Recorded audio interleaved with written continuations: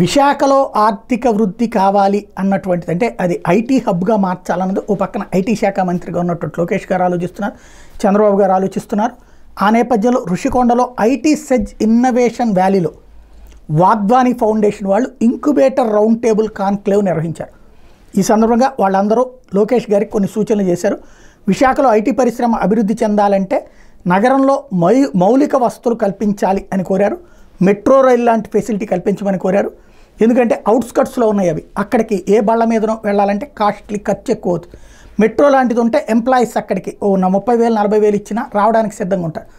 అదే ఇప్పుడు ట్రాన్స్పోర్టేషన్కే 10,000 రూపాయలు అయిపోతే 25,000 జీతం ఇస్తే వచ్చేవాళ్ళు దొరకరు, 40,000 ఇచ్చినా కూడా దొరకనటువంటి పరిస్థితి ఉంటుంది. కాబట్టి మెట్రో రైల్ లాంటి ప్రాజెక్ట్ ఉండాలి. అట్లాగే విశాఖని జాతీయంగా అంతర్జాతీయంగా ప్రమోట్ చేయాలి. ఇప్పుడు హైదరాబాద్, చెన్నై, బెంగళూరుకి ఉన్నటువంటి ప్రమోషన్ విశాఖ లేదు, అట్లా ప్రమోషన్ చేయాలి అని ఇప్పుడు తాజాగా వాళ్ళందరూ కూడా లోకేష్ గారికి సూచించారు.